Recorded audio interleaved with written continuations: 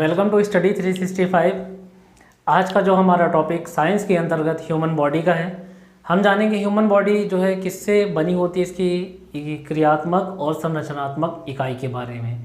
तो human body की जो क्रियात्मक और संरचनात्मक इकाई जो होती है वह कोशिका को मानी जाती है। क्यों? क्योंकि कोशिका के अंदर ही पूरी श्वसन की क्रिया होती है, माइटोकॉन्ड्रिया के अंदर, और किसी भी जीवधारी के अंदर सेल का डिवीज़न, गुणसूत्र का जो है देखा जाए पाया जाना, ये सारी चीज़ें कोशिकाओं के अंदर होती है और कोशिकाओं के ज़रिए से सारी प्रोसेस होती है। अब बात करते हैं कोशिका के बारे में, और हम कोशिश करेंगे अपने इस लेक्चर में कि जो प्रीवियस ईयर्स के जो भी एग्ज़ाम गुजरे हैं उनके जितने भी क्वेश्चन उनमें आए हैं, चाहे वो IAS हो, SSC हो, MTS हो, पटवारी हो, जो भी क्वेश्चन इस टॉपिक से रिलेटेड पूछा जाता है हम उसे भी कवर कर सकें इस लेक्चर में। तो भागने की जल्दी नहीं है, आराम से पढ़ेंगे और सारे टॉपिक को क्लियर करते हुए चलेंगे। तो आइए जानते हैं सबसे पहले कोशिका के बारे में। माना जाता है कि पूरे शरीर की जो क्रियात्मक और संरचनात्मक इकाई है वह कोशिका होती है। कोशिका मिल करके टिश्यू का निर्माण करते हैं और टिश्यू मिल करके कोई भी ऑर्गन बनाते हैं, जैसे हमारी हाथ की उंगलियां वगैरह हो गई। अब जो भी ऑर्गन है, ऑर्गन अलग अलग ऑर्गन मिल करके ऑर्गन सिस्टम बनाते हैं, जैसे ये हो गया हमारा पूरा हाथ कंधे तक, और इस तरीके से ऑर्गन सिस्टम मिल करके ह्यूमन बॉडी का निर्माण करते हैं। तो इस तरीके से हम कह सकते हैं कि सेल जो होती हैं, कोशिकाएं, पूरी बॉडी के निर्माण में बहुत महत्वपूर्ण ये क्रियात्मक इकाई और संरचनात्मक इकाई होती है। अब बात करते हैं हम इसकी खोजकर्ता की, कि कोशिका की जो खोज है किसने की, नाम कहाँ से मिला और क्या क्या चीज़ें इसके अंतर्गत होती हैं। तो कोशिका की जो खोज की थी 2 साइंटिस्टों ने की थी। सबसे पहले जो आए रॉबर्ट हुक, 1665 में उन्होंने बताया डेड सेल के बारे में कि भाई एक डेड सेल होती है। तो उन्होंने देखा और अपनी जो है मतलब जो भी उन्होंने प्रयोग किया और उस सेल का नाम वे जो है कोशा उन्होंने दिया। इसी तरीके से उनके 9 साल बाद, कितने साल बाद? 9 साल बाद ल्यूवेनहॉक ने जो है बैक्टीरिया के बारे में बताया, लिविंग सेल के बारे में उन्होंने बताया। ठीक, तो अगर एग्जाम में पूछता है तो दोनों अलग अलग हैं। अगर बात की जाए डेड सेल के बारे में तो डेड सेल को बताया रॉबर्ट हुक ने, और अगर बात की जाए लिविंग सेल के बारे में तो या बैक्टीरिया के बारे में तो उसको बताया ल्यूवेनहॉक ने।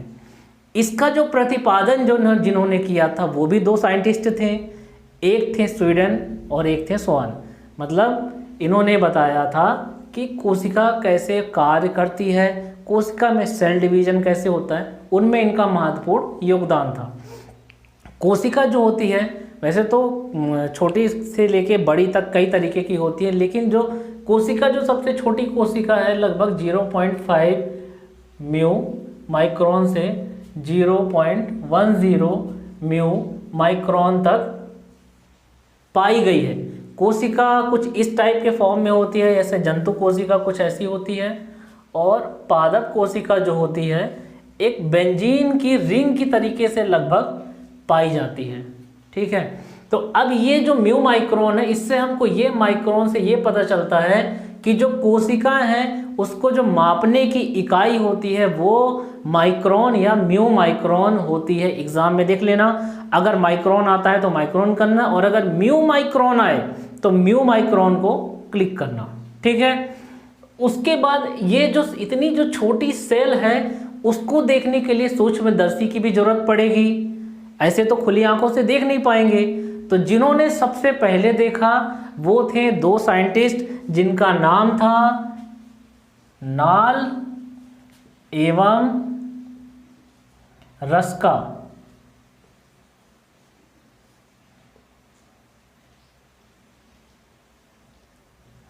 ठीक है, नाल एवं रस्का, ये 2 साइंटिस्ट थे जिन्होंने सबसे पहले जो है सेल को सूक्ष्मदर्शी से देखा। अब क्वेश्चन जो बनता है कि सबसे बड़ी जो सेल होती है वह कौन सी होती है, ऐसे करके क्वेश्चन आता है। तो सबसे जो बड़ी सेल पाई जाती है वो माना जाता है शुतुरमुर्ग का जो अंडा होता है, शुतुरमुर्ग का, उसे सबसे बड़ी सेल मानी जाती है। सबसे जो छोटी सेल की अगर बात की जाए तो सबसे छोटी सेल मानी जाती है माइकोप्लाज्मा। और इसका जो वंश है कभी कभी वो भी पूछ लेता है, तो वंश जो आ जाएगा इसका आगे गैलीसेप्टिकम, जैसा कि ह्यूमन का होता है ना, उसी तरीके से ये भी हो गया। अब पूछ लेते हैं कभी कभी कि मानव शरीर की, अब ये तो बात थी किसी भी जीवधारी की बात हुई। अब अगर मानव शरीर हम अपने अंदर ही देखें कि सबसे जो बड़ी सेल है वो कौन सी है, तो सबसे छोटी सेल वो भी कौन सी है, ये भी पूछ लेता है कभी कभी। कभी कभी ये भी पूछ लेता है कि सबसे लंबी सेल कौन सी है। तो सबसे जो बड़ी सेल है किसी भी ह्यूमन बॉडी के अंतर्गत, तो वो फीमेल में पाए जाते हैं अंडाणु। सबसे जो छोटी सेल मानी जाती है वो मेल में, पुरुषों में स्पर्म में पाई जाती है। सबसे लंबी जो होती है, हमारा जो नर्वस सिस्टम है पूरा, जो संदेश लेके जो जाते हैं संदेशवाहक, तो जो न्यूरो सिस्टम के अंदर जो सेल होते हैं, न्यूरो सिस्टम के नाम पर उसे न्यूरो सेल कहा गया है। तो सबसे लंबी होती है न्यूरो सेल। इसमें कंफ्यूज मत होना कि सबसे लंबी और सबसे बड़ी, हम इसको बड़ी या इसको बड़ी कह सकते हैं, लेकिन लंबी की बात की जाए तो कुछ इस तरीके की लंबी हम देख सकते हैं। ठीक है, तो ये लंबी की बात हो गई। दूसरा जो बात कर रहा था कि इसके टाइप से भी कभी कभी क्वेश्चन आ जाते हैं कि जो कोशिकाएं होती हैं वो कितने प्रकार की होती हैं। वैसे तो कोशिकाएं दो प्रकार की होती हैं, यूकैरियोटिक और प्रोकैरियोटिक। तो अब मैं इनके बारे में बता दूं, जैसा कि नाम से है यू और प्रो।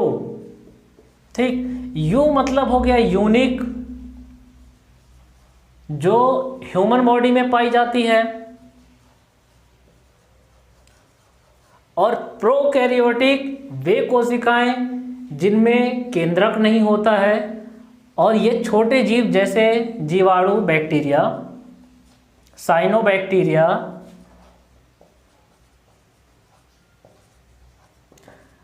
इस तरीके के जो है छोटे जो है जीवों में पाए जाते हैं।